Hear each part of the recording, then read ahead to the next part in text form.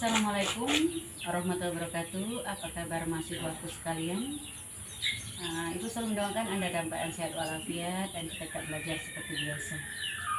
Perkenalkan, nama Ibu Wada. Silakan tampil di kamera Ibu atau di ini tampilkan wajahnya. Ibu ingin absen satu persatu. Leni, Siska. Hari ini kita akan belajar tentang materi pembelajaran bahasa yang modulnya berjumlah 9 modul, yaitu tentang pembelajaran bagaimana dalam situasi pembelajaran kita itu bahwa pembelajaran 1 dan 2 pertemuan oleh pihak UT bahwa kita akan belajarnya itu pada pertemuan 3, 7, dan 9 itu kita adanya kuesioner.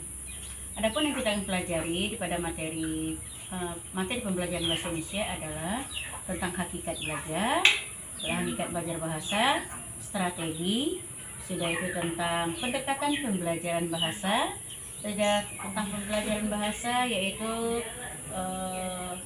pembelajaran keterampilan menulis, pembelajaran keterampilan dan latihan, sudah itu fonem, fonetik, dan fonemik. Adapun yang kita pelajari pada perubahan yang pertama hakikat belajar bahasa, bahwasanya bahasa adalah suatu ungkapan yang berisi tentang penilaian.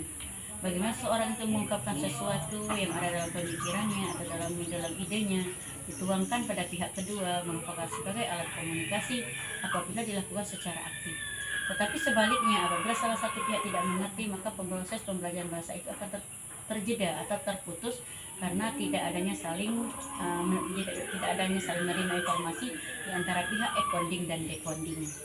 Di lain pihak, kita harus belajar yaitu yang kedua, yaitu tentang fonem. Fonem itu adalah perubahan bunyi, yang mana kalau dari kata-kata yang harusnya beranggilan dengan men, apabila diakhirkan dengan kata-kata tertentu seperti s, r, s, o, p, dia akan berubah menjadi men. Jadi dengan ini kata sapu, awalnya kita bahasakan kata kerja men, itu ada menasal, artinya jadi berubah men, jadi menyapu, tidak mensapu. Begitu juga dengan hal-hal yang lainnya. Adapun dalam fungsi yang lainnya, fungsi bahasa itu sendiri adalah sebagai pusat informasi. Artinya apa? Dari pihak pertama kepada pihak kedua atau pihak yang ketiga akan terjadi proses secara berlangsung aktif apabila proses bahasa itu saling dimengerti. Yang kedua, yaitu bahasa itu ekspresi. Artinya apa?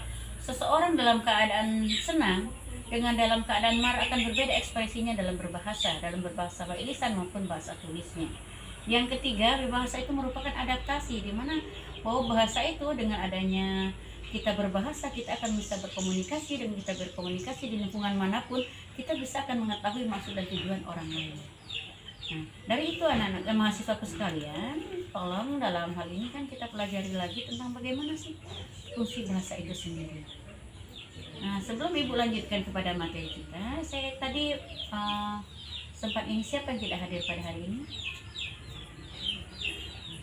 Siska mana? Kemana Siska tidak hadir? Ada ininya, ada keterangannya? Oke, kalau memang dia sakit kita doakan cepat sembuh dia. Ada yang ingin ditanyakan? Kalau tidak ada, untuk pertemuan hari ini bukan cukup di sini dulu. Tetapi sebelum Ibu cukupkan, saya ingin bertanya kembali, apa sih fungsi bahasa itu sendiri? Apa sih hakikat kita belajar bahasa? Bagaimana proses dikatakan bahasa itu sebagai adaptasi? Bagaimana dikatakan proses bahwa bahasa itu adalah sebagai informasi? Sekian perjumpaan kita hari ini. Mohon maaf atas segala kekurangan. Wabillahi taufiq wal hidayah. Wassalamualaikum warahmatullahi wabarakatuh. Dadah.